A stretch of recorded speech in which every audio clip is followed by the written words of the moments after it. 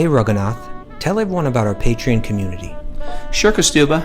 The Wisdom of the Sages Patreon community is an incredible online yoga resource. If you like the type of yoga wisdom and culture we share on the show, then our Patreon community is a great next step. This is a listener-supported podcast, and any level of sponsorship will unlock a wide range of live and archived classes, talks, and even workshops.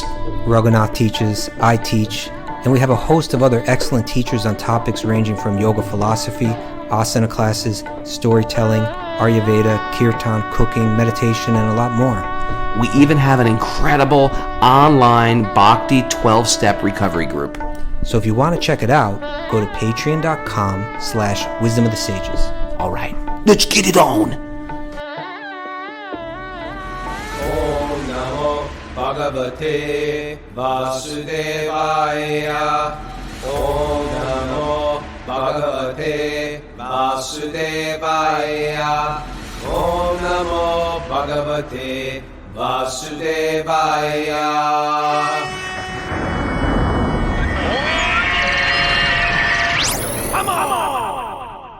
Live from Super Soul Farm, this is Wisdom of the Sages, a daily yoga podcast with your host, Raghunath, and co-host and senior educator at the Bhakti Center in New York, Kaustubha. Welcome to the show, everybody. Welcome to Makeover Monday. Today's the day. We get to take a hard, cold look at how we were living last week and say, you know what? One day at a time, I'm going to restart. I'm going to do a restart, a recalibrate. That's what I'm going to be doing, because me and Mara are cleaning up our diet after a reckless. Well, it wasn't reckless. It was just like we were just traveling, and yeah. I see nods coming from people that were on. They're like, yeah, from everybody from Nepal. Yeah, they got to clean. They got to do something. They're a mess. It's hard, I guess, when you're up there in the mountains, huh? It is hard. You're at the mercy of whatever they're feeding you, and sometimes out of frustration or stress. You know what out of frustration and stress that you binge on something up there? What kind of frustration do you get from hiking, 4 hours of stone steps? There is some frustration trekking, Prabhu.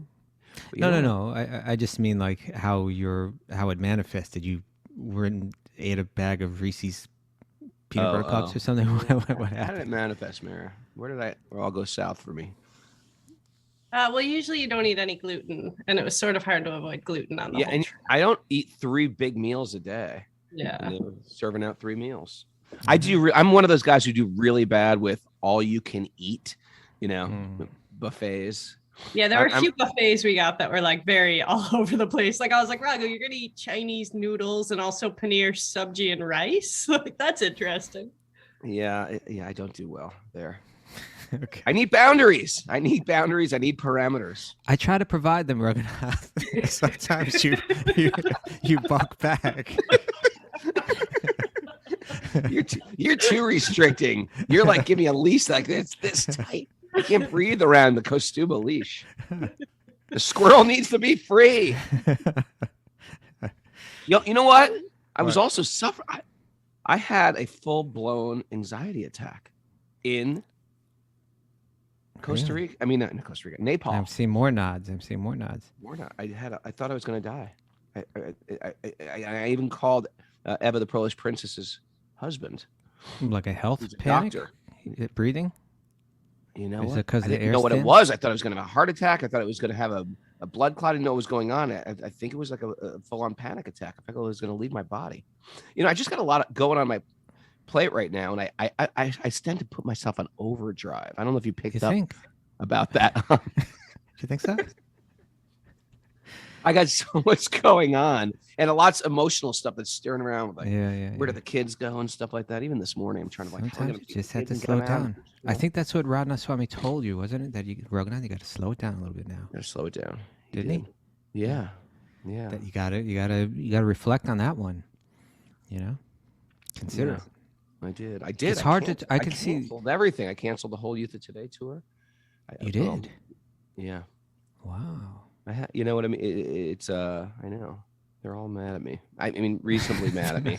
They're all reasonably mad at me because yes. Anyway, I won't get Okay, into that's it. that's That's my lesson. Slow down and Slow take down. CBD oil before I go to bed. That's my thing. And okay.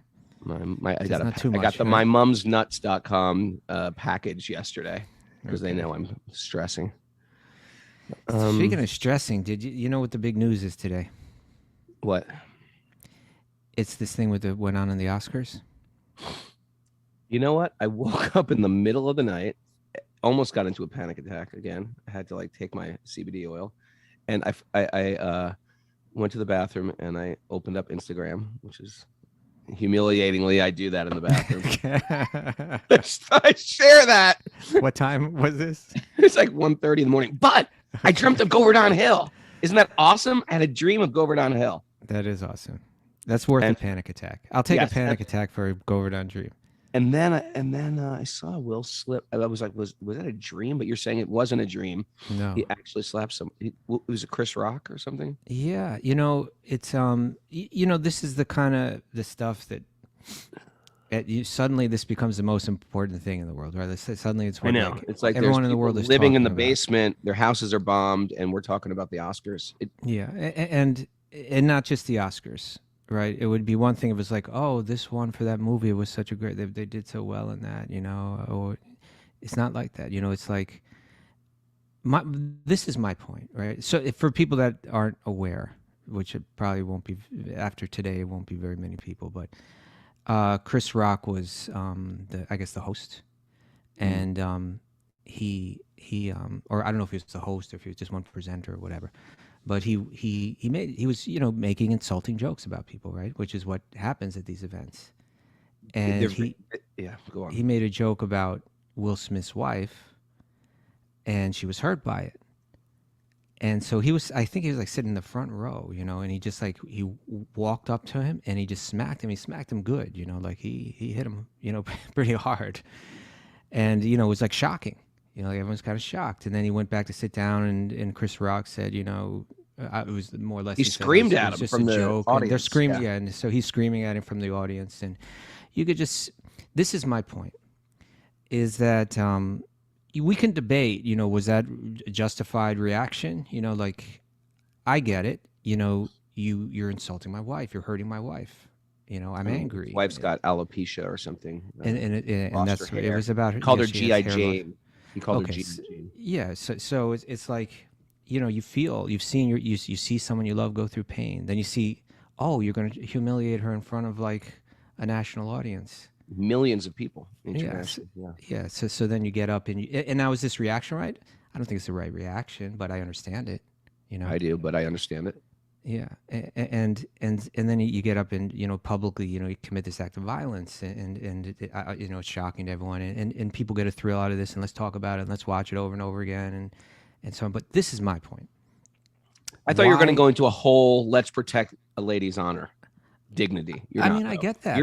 You're saying what? Well, what's your point? That is where I'm going in one sense, is that let's protect everyone's dignity. In other words, why is this what we find entertaining? How in the world? I can go there. Yeah. Like, how in the world do we get to this place where you take the Oscars, right? That is the equivalent. I mean, like, try to put it, try to find the equivalent of that, like, say, from Bhagavatam or Mahabharata or something like that, right?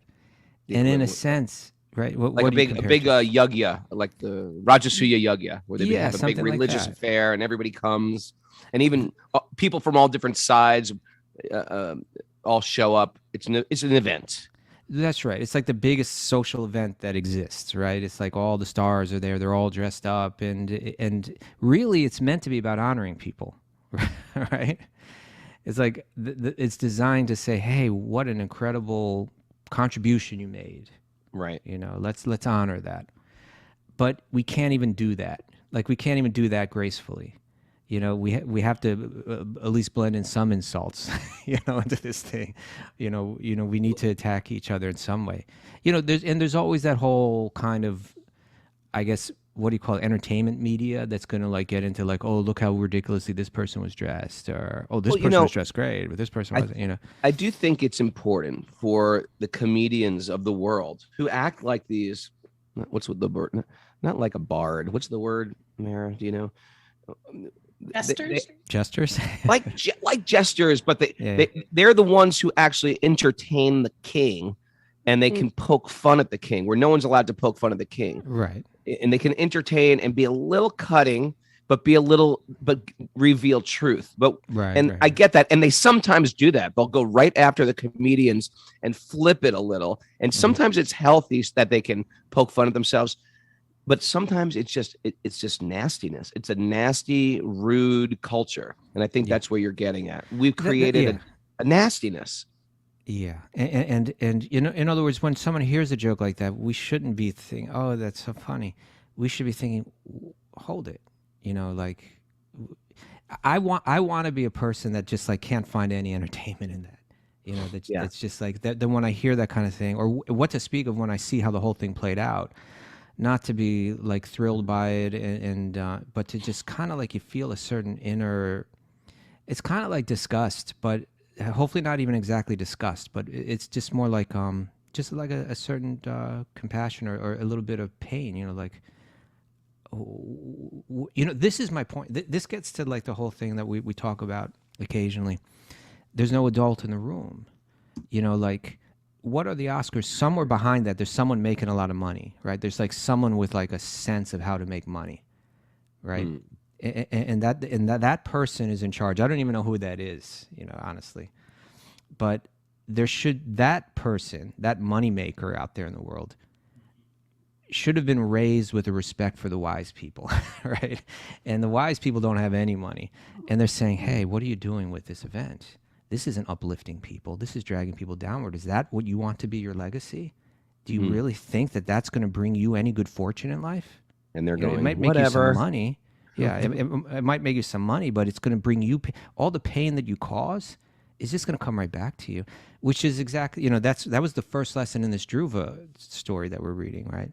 Is that Dhruva's mother says, don't wish any ill fortune on anyone because it'll come right back to you.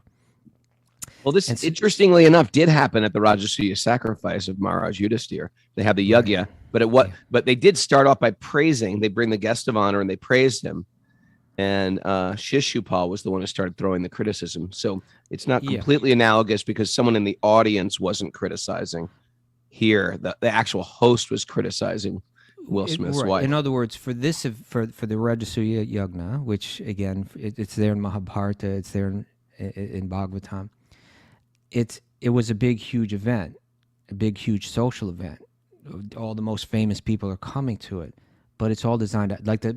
What's the first thing we're going to do? Let's find that most. Yeah, let's really let's choose that person that we really admire as most worthy of honor.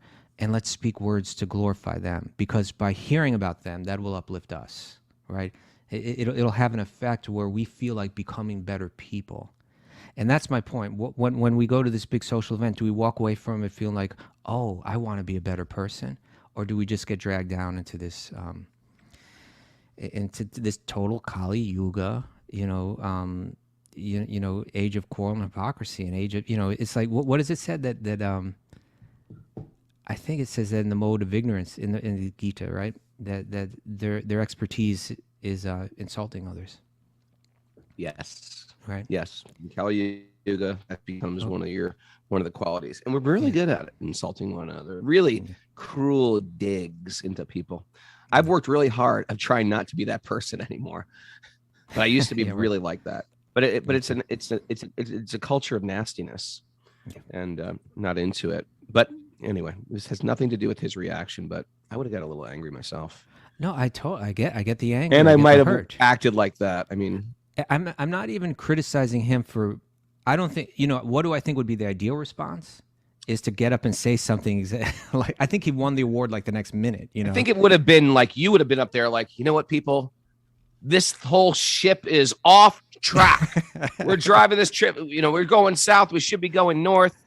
My name's Kaustubha. Yes, I won the award, but this is inappropriate. The ratings just drop. Nobody's interested in watching it anymore. Kaustubha's Oscars. Yeah, again, like I'm not saying I'm not criticizing his reaction. That's not why I'm bringing this up. You know, Okay. I don't think it was the best reaction, but I understand it. I totally understand it. You know, and even Chris Rock, you know, it's like, hey, this is what I'm paid to do. Am I doing something wrong here? You know, it's like, No, they do some really, really nasty stuff sometimes, these guys. Okay, Yeah. I get the point, my friend. all right. All right. Back to fighting bears. Okay. Oh, that was before the show Maybe started. back to Bhagavatam. Yeah. Or Back to Bhagavatam. It's been a long time, Bubba. It's been a long time since you and I sat down and read Bhagavatam together. I really liked the show yesterday, our Q&A day show. No, I enjoyed that too, and that's Bhagavatam too. But Yeah.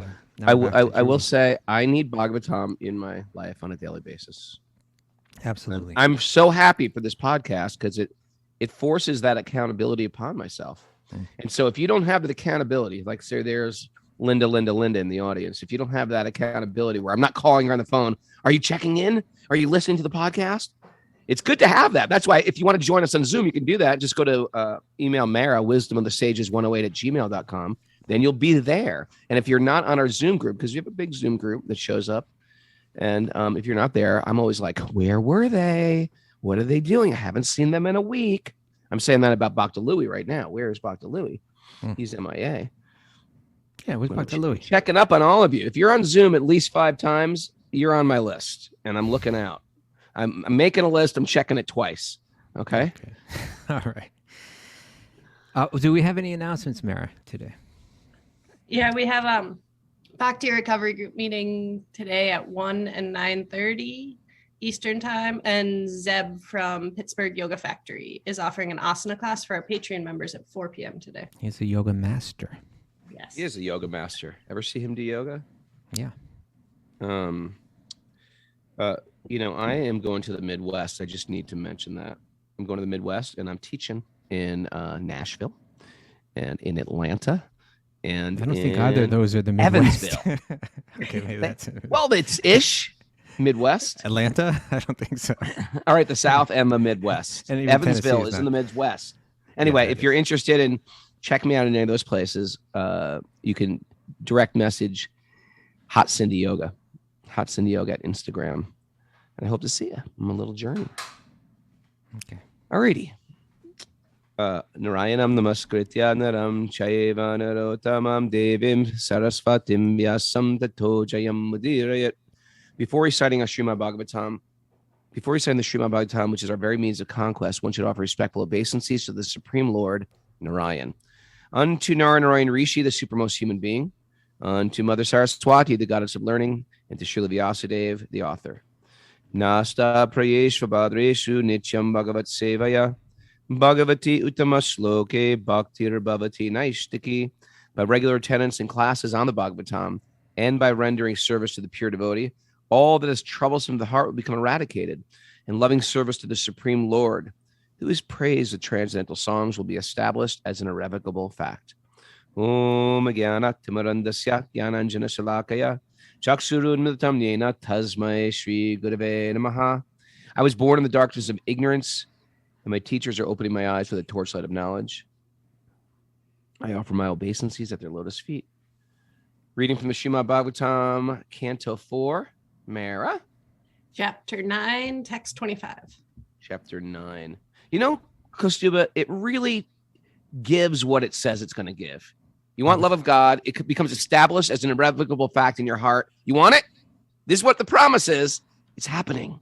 If you hear the Bhagavatam on a regular basis, every day, apply its wisdom to your life, you can't help thinking about Lord Vishnu.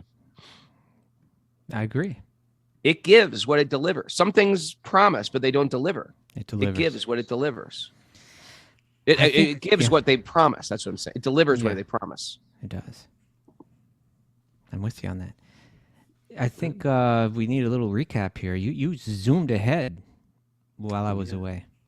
Yeah. We were like, Kaustubha's not here. Let's just keep going. Okay. I've got nothing to say.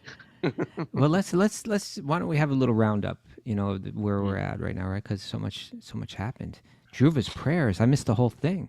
I was so nice, looking forward. I've been looking Very forward to that nice. for like years, and I missed the whole thing. Well, you're gonna have to wait till we go all the way around Back again. around again. Okay, but you know, of course, we've read how Dhruva was insulted by his stepmother. He went out to the forest. He met Narada. Narada gave him all these instructions about how to do Ashtanga yoga, but he blended in all kind of bhakti principles into that practice, right? Yep. Chanting Om Namo Bhagavate Vasudevaya, worshiping the form of Lord Vishnu, doing the puja, making so many different offerings. What else? Living in the holy place in Vrindavan. And so all these bhakti principles were there. And Dhruva does this very intense, super intense Ashtanga yoga practice. He becomes so absorbed in the form of Lord Vishnu, just like deeply, deeply, deeply absorbed. What are you laughing at? Nothing. Just keep going. It's not worth it. It's not worth Okay. Had nothing to do with bears, I hope. it. What's exactly what I was Okay. Oh, he was afraid of bears out there. So then he in his meditation, he's seeing Lord Vishnu, right? Like, when I was in any case, I think I mentioned on an earlier class, I was studying a bit about Yoga Sutras and about like what it means to go into samadhi. It means that it's said that you get so absorbed in the object of your meditation and that focus that there's nothing else exists in your perception. Right. Even that, like, I'm me perceiving the object, even that disappears. So there's nothing in your consciousness but the object itself. In a sense, you become one with the object. Not that you are one, but there's just nothing else. There's not even you and the object. There's just the object in your meditation. So he reached that stage meditating on the form of Lord Vishnu. Imagine, And now you imagine what that must be like. We read about that, how it's so pleasing, how it's so satisfying, And then it Boom. stops. It's gone. Yeah. Which Get is that vision of Lord Vishnu. Yeah. Yeah, and then gone. And that must be shocking. It's like someone just pulled the plug on all of existence, because your entire existence was that form, and the joy and the pleasure and the ecstasy of perceiving that form. Well, the closest thing to that where you can really get is, I'm sure you can relate to this, is when you go to the holy place, like me and Mara and Rachel and Bunky, we all went to Vrindavan, and Rich, the pious golfer, we all went to Vrindavan, and then all of a sudden, and Vicky, all of a sudden, we're in this bliss, and all of a sudden it's over, and you're on a plane again, and you're flying back, and they're serving you the meal, and the attendants talking to you, and you're putting your seatbelts, and you're just like, what just happened to me? Anyone who's been to India with me or has been on pilgrimage, you know the deal. It's like, where am I now? It's like I was somewhere else. My consciousness was somewhere else. My thoughts were somewhere else. My speech was somewhere else. I was doing different things that are completely different than what I was doing. How do I integrate back in this world? Where did Krishna go? And you start to lament, like, what am I doing? Maybe I should have made a different plan. Maybe I should have stayed. And you can't just stay. You need to get a deep, deep taste and then have it get ripped out of your hands. And then you're just devastated. And in that sadness, where is Krishna? See, that type of sadness, that type of lamentation is different than, I went to an amusement park and it was great. I want to go back to an amusement park. It's not that. That lamentation, that's material lamentation. You just live in your mind. This type of lamentation, where is Krishna? I miss Krishna. How could I get this back? Or even if you missed the Bhagavatam for a week and you're like, I missed the Bhagavatam. That type of, I miss this. That is not material lamentation. That doesn't get you down. That gets you higher and higher and higher. Sometimes we get taken away from the devotees for some reason. Mm-hmm. We're having an incredible time. And then we move somewhere where the devotees aren't there, and we lament, where are the devotees? And that lamentation makes our love more and more refined. So Krishna, so interesting, isn't it? Yeah, it's like that. Generally, we would consider the separation from that which we've become attracted to as purely unfortunate, like misfortune, right? Yeah. Like I want that, Now, this is interesting, right? Like on our level of practicing bhakti yogis, what that experience you're talking about right now, that's like it's actually, to me, it feels like almost the most real our practice gets, right? In other words, like when I miss Vrindavan,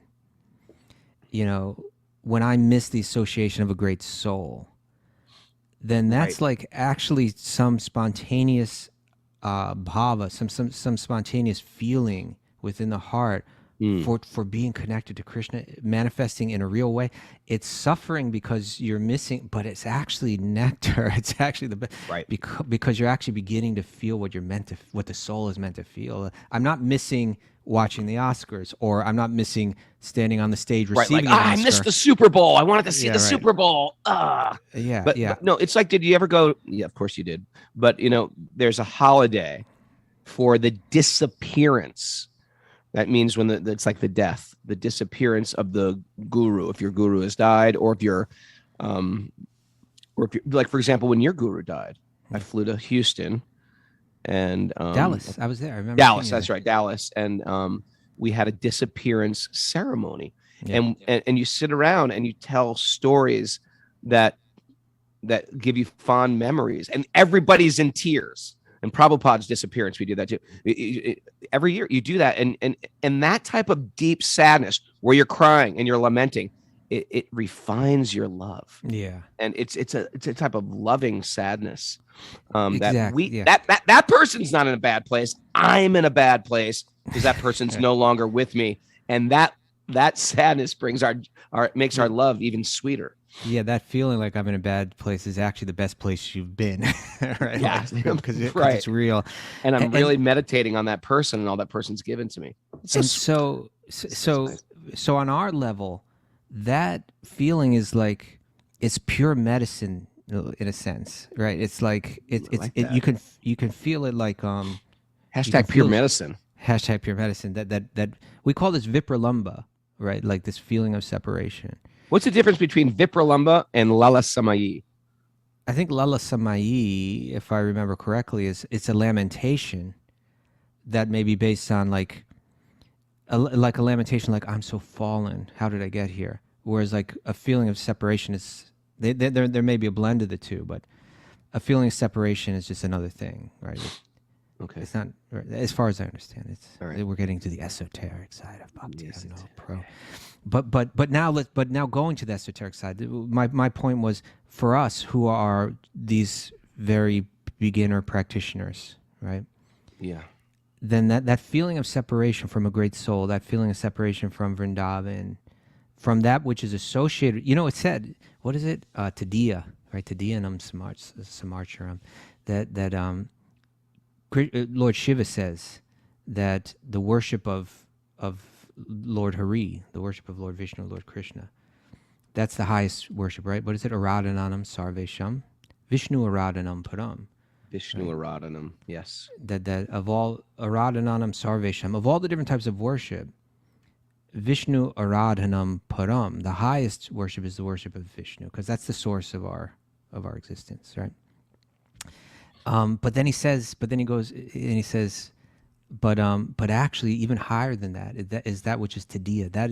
That's which is related to Lord Vishnu. That's which connected to Lord Vishnu. So like feeling separation for Vrindavan, which is related to Krishna, in one sense is even higher, right? Or feeling separation from a great soul, great devotee. That's non-different, or in one sense even higher than feeling that separation directly from Krishna. And we feel that that's a great thing. It's medicine. It's purifying. It's got a certain bittersweetness that is special.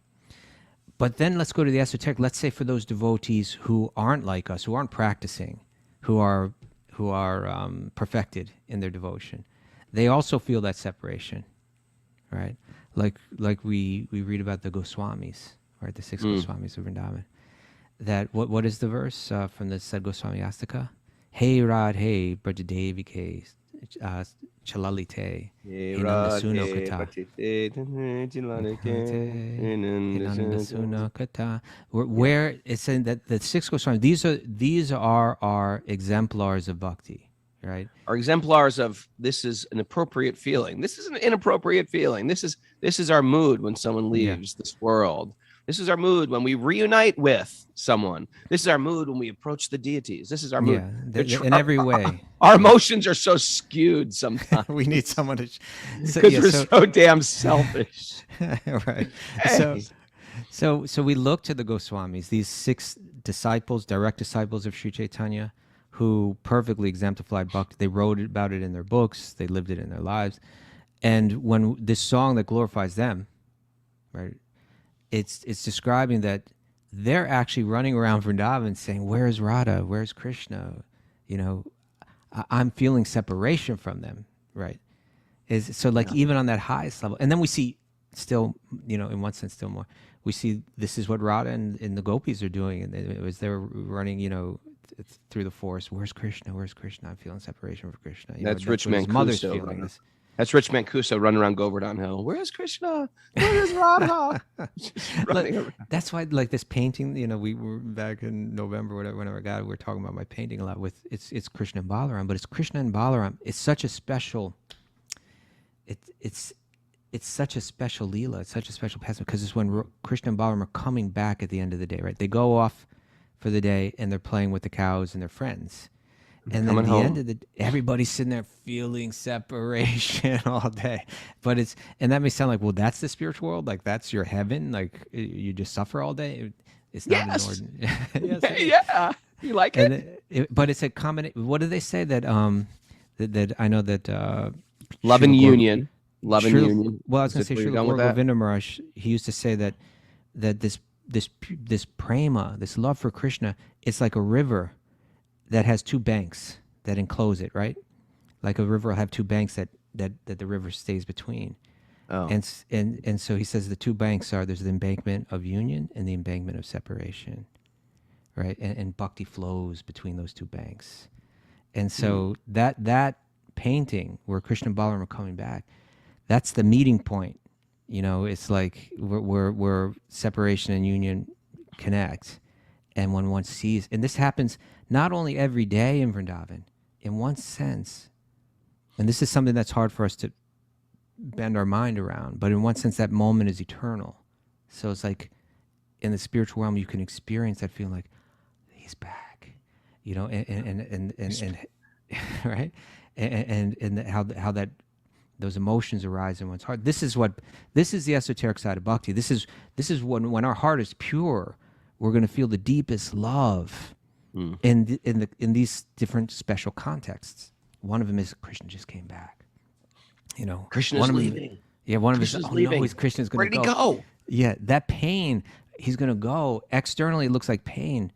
You know the, but it's actually the deepest ecstasy. And there's one analogy that's used for that sometimes. You know what I'm thinking of? No. Dry ice. You've heard that one before? Oh, it burns and it cools? Yeah, it's like you use dry ice to cool things, but actually if you touch it, in a sense, it burns you. And so like when the residents in Vrindavan, when they're feeling, oh, Krishna's going to go away, they say that even that's the most, and even like more intense than when he's gone is when he's just about to go. It's just like, like the pain of that. But that pain somehow is the deepest ecstasy too, because you're. It's like that last day in Vrindavan. You know, we're leaving tomorrow. We're leaving tomorrow. Yes, you like lose your mind. You get like this spiritual anxiety. Yeah. So in any case, we were talking about Dhruva, and Dhruva, he had that. He was fully absorbed in the form of Krishna in this meditation, 100% in samadhi on that form. We can't imagine what that feels like. And then snap, it's gone. It's over. Now, what does that tell us? It tells us that look at what a master yogi he was. He could stand on one foot for some ridiculous amount of years and breathe and do pranayama in such a way that it was affecting the entire universe. I mean, he was no ordinary yogi, right? He was like supreme, powerful yogi. But his meditation wasn't something that was done solely by his own power. Ultimately, it was granted to him, right? Ultimately, it could be taken away in an instant. So when Vishnu wants to take away his he just took it away. Suddenly it was gone. No matter how powerful he was as a yogi, he couldn't bring it back. But then he opens his eyes, and there's Lord Vishnu right in front of him. Boom. But now he's got a different consciousness, right? Now he's not in that yogic samadhi of Ashtanga yoga where you forget like that there's even me and the object are separate. Now it's like when there is that separation, that a different type of separation, right? Now there's me and Lord Vishnu And then what hit Dhruva in that moment was a sense of deep regret, right? Like how foolish I've been, right? What was he thinking? I've traded in this diamond for a piece of broken glass. I've had you, and I could have had you. I could have had you, and instead I've wanted something of this material world. Right. And this is another, especially here in our tradition, the acharyas sing songs like this. Like they almost sound like, what is the matter with these guys? Someone help this guy. I remember Bobby Marchand, because when we do a pilgrimage, we do these songs like Madarastikam and all these cheery Krishna Bhakti, Gujarati, the Hindi bhajans. We're just glorifying Krishna's ears and eyes and face and his cute little hands and his smile. It's all a and party. Then she's like, yeah, I bought this psalm book. And we're always like, some of these Vaishnava acharyas, they're doing songs like, I will hit my head against a stone, not having attained Krishna's lotus feet. I'm weeping and weeping and weeping. And she's like, these things are really dramatic. Yeah, is this healthy? Is this healthy to codependence on Krishna? Yeah. But it's like one of these things that the great masters teach, the feeling of longing, a deep sadness. They're writing this in their old age. Like, I've wasted my life, foolishly serving wicked and miserly men. And part of you saying, no, you haven't. You've been like a yoga bhakti master your entire life. What are you talking about? But they sing these songs for us to hold on to when we're struggling with materialism and our spiritual life. And they're saying, see what happens if you invest so much of your time in the material world. At the end of your life, you're going to have these deep lamentations. Right. But it's also true that a person who's into bhakti generally is feeling like, I'm not qualified enough. I should have done more. And that is one of the signs of people who are making advancement on the path. No one shows up and goes, I'm pretty advanced in bhakti.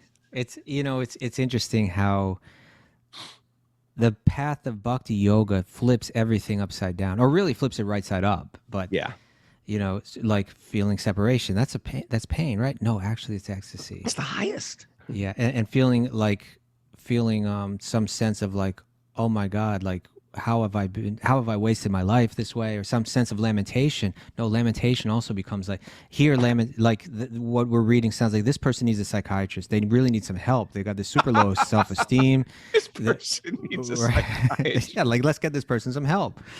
But whereas in bhakti, it's actually like, no, like that's actually like this person's an being appropriate restored. Feeling. Yeah. And that's a little hard to explain too. I think we're doing a good job. I hope so. So in any case, this is, I think there's so many lessons that come through the story of Dhruva, but I think the central one, the most fundamental lesson, is that he went out and did his yoga practice with a materialistic purpose in mind. And which the Vedas teach us to do in one sense, right? Like if you go back to the four Vedas, generate good karma. Yeah. But he realizes in that moment, I wasted my time. To everyone else, Guess what today is? Squirrel me this. Ekadashi? Yeah, what? Oh, it is Ekadashi. I forgot about that. What did you eat at 1:30 in the morning? While you were today is the first. What type of ramen noodles did I eat? Today is the first day. I'm entering my new major period. You're astrological. Saturn, my friend. I'll tell you something, Raghunath. It's a squirrel. 17 years, 19 years. That's great news. This is the squirrel. This is great news. No, because it's all changing today. Both Drew Lawrence and Roddy cases, get ready for the ride of your life. Okay. Maybe we all have to. But no, just to give a hint of like how, someone a skeptic would argue that this is like a self-fulfilling prophecy, but I know it's not. My whole, like years ago, Radha Swami ordered me to like write this book on this course that I teach all the time, right? And I began it in the summer of 2019. And it was for me, because, I barely got out of high school. I never went to college. I've never really been forced to like write extendedly before, and it's challenging, right? Why? We Like you go to college, we you have to no write papers, qualifications right? whatsoever. Yeah. Yeah, we have no qualifications whatsoever. Yeah, and so I got some work done on it. It was like pulling teeth, and then Wisdom of the Sages came along, and that took up my morning hours, and then I was hopeless after that. Right, I was really hopeless, and even when I tried, I just couldn't produce anything. And when I tried to write, I would sit there and in 15 minutes just be lost, on every little word, like I couldn't get past 2 sentences without working, pulling up the thesaurus and trying to figure. And I was just always stuck, always stuck. And 2 different astrologers told me, yeah, well, this is the period that you're in. It's like I can see it clearly. It creates a little difficulty in this, but they said, but on February 10th, that's when you entered Saturn. You and I are both. No, I entered We're Saturn. both entering the exact same. Well, No, I guess 'cause we're the same I age. entered Saturn like a year ago or something like that. Yeah, I guess it was. But it's this certain K2 or something. It's a different segment of my Saturn period. I And should have studied astrology. What was I thinking? I've wasted my entire life. I could have been an astrology major. I'm a Mridanga master. I should have learned Sanskrit. I know nothing. Nothing. I'm lamenting in my old age now. Okay. But in any case, it said that all that changes on February 10th, then like communication and clarity of thought. And you see my point, I couldn't hold my mind. I couldn't hold my mind focused in writing for any period of time. I couldn't focus on one subject. Like even when I would study, I could study for hours, but I'd have to keep changing what I'm studying. Like I could study this for 20 minutes, then I'd go pick up another book and study another. I couldn't You stay telling focused. me? Are you telling me about no focus? Well, that might change for you when you hit this. So in any case, they said on February 10th. Now on February 10th is the day that I flew back from Colombia to New York. And then I had this marathon. Every day in Colombia, you're like, I can't talk. I've got to write. I was like, come on, Kaustubha, we're going out to do this. No, I can't. I got to write. You were like losing your mind. And I thought you'd be all done with it. And you're like, I haven't done anything. I was like, you didn't do anything this entire month except write. What are you talking focus. about? I was engaged every day, Bubba. In any case. In any case, I got back here on February 10th, and then I just started churning out chapter after chapter. In other words, basically I wrote about over 150 pages in that period between February, something like 15th and your point is, in 1 even month. if you want it, if you've got some planets working against you, you just can't do it. It's hard. And then all of a sudden, it opened up. Path opens up. The secret door opens up behind the bookcase, and you enter a whole new chamber of your home you never knew was there. Exactly. And so like if you would zoom out and look at my life, and an astrologer, and many did, said it changes at this point. It's good for writing. It's good for communication. It's good for clear thought and having a steady mind. You would see that it was exactly that point where just like chapter after what was being held back for years, just chapter after chapter after chapter just started churning out. Like by day, I was writing a chapter a day. It's quite crazy. So so Raghunath, I'm expecting big things. Great. All right, my friend. All right. That's so incredible. Dhruva, are we running out of time? We still got some time. So We're running Dhruva, out of time. The central message of this pastime was that he realized all of my yogic expertise, right, was a ladder up against the wrong wall. Ooh. You like that one, right? I got that from Like you. it. I don't know, I forget use where that you a got lot. it from. But it was a ladder up the wrong wall. He was great at climbing it, better than anyone else in the universe, right? But he realizes not only was it up against the wrong wall, but he's feeling a sense of lamentation within his heart that like it was almost like it wasn't just like I wasted my time. It was in wasting my time, I was turning my back to you, right? Who's with me in my heart at every moment. And here I am wanting the illusion. Here I am wanting everything but you. What a fool I am, right? What a fool I am. So that's the central focus, But Lord Vishnu didn't take it that way. Lord Vishnu was like pleased with him, because now the next central lesson, right? Because Dhruva had taken shelter of a sadhu, right? Narada, who's so dear to Vishnu, became the guru of Dhruva, and Dhruva just followed what he said. And Dhruva fell in love with the form of Lord Vishnu, you know, and the full connection, you know, that connection was restored. So so there's now here's Dhruva, who one moment was like the universe's most powerful Ashtanga yogi with incredible mental focus on the form of Lord Vishnu, and in an instant that power's taken away from him, the vision's gone, the meditation's gone.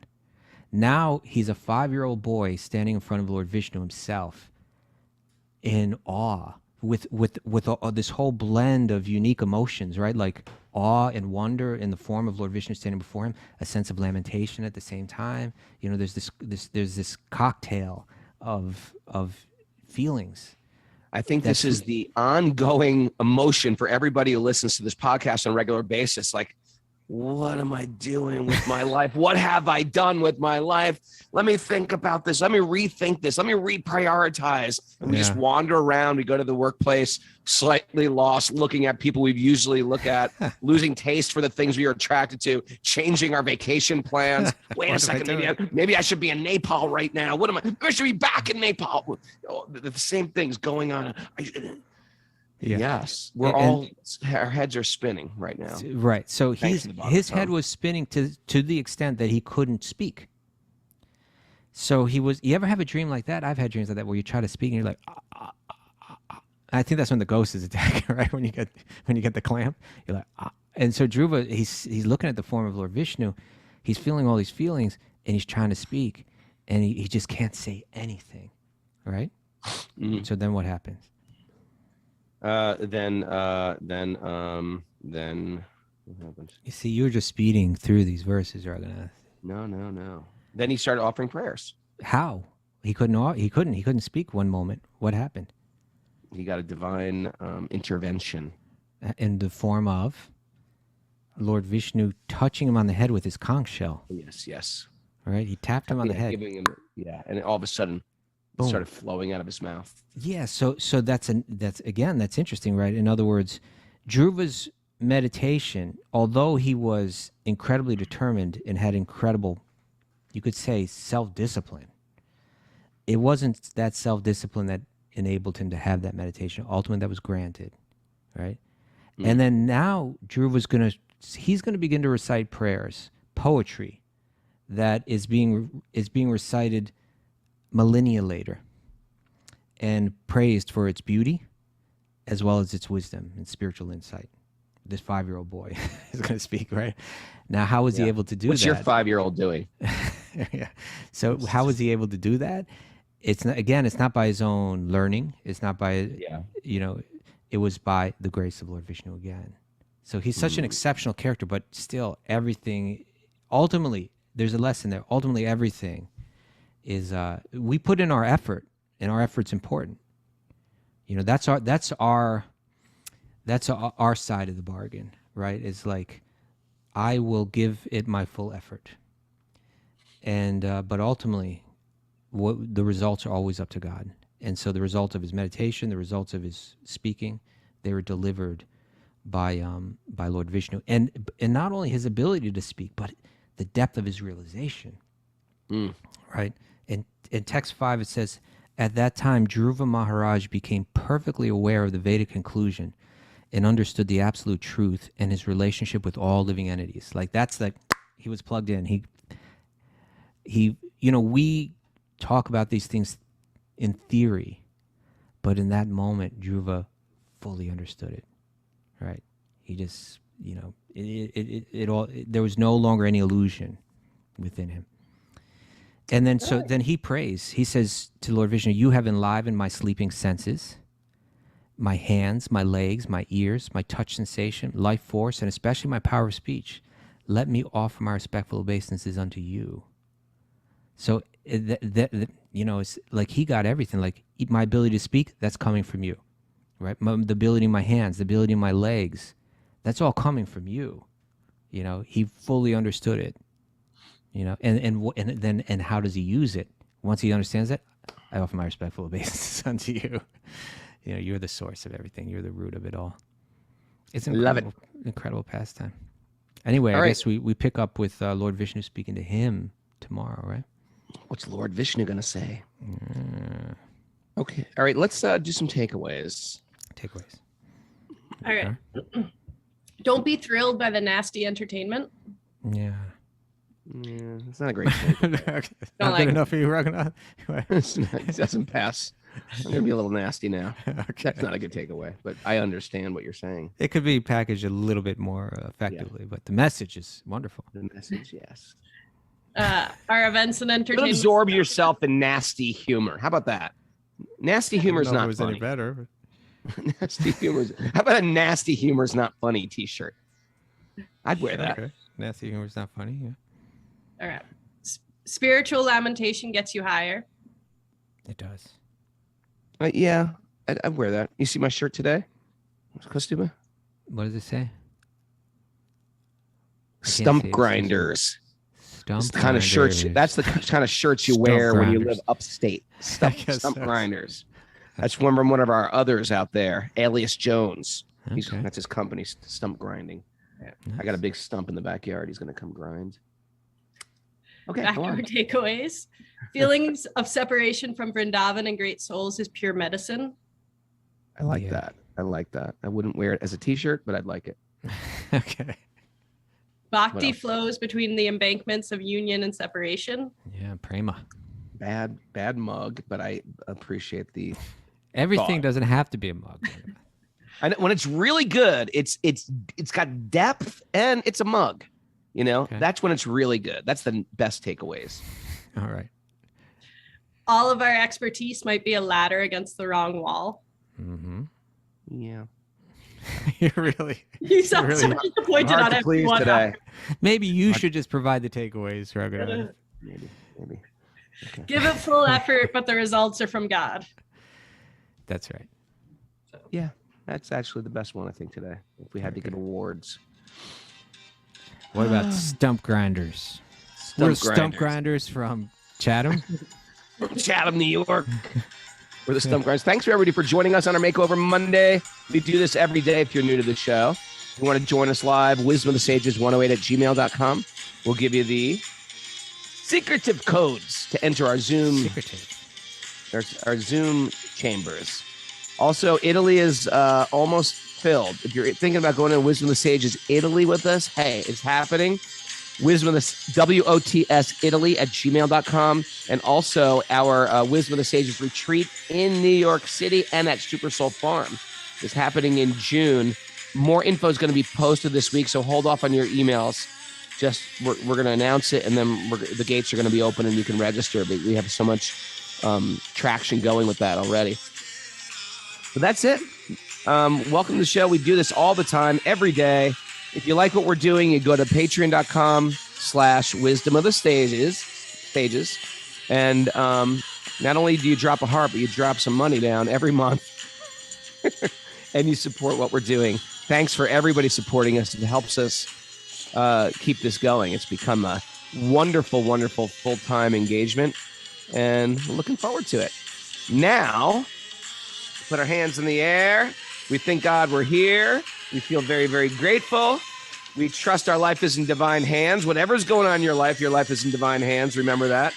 And there's a greater plan for all of us. And now we're going to dance our way to the spiritual realm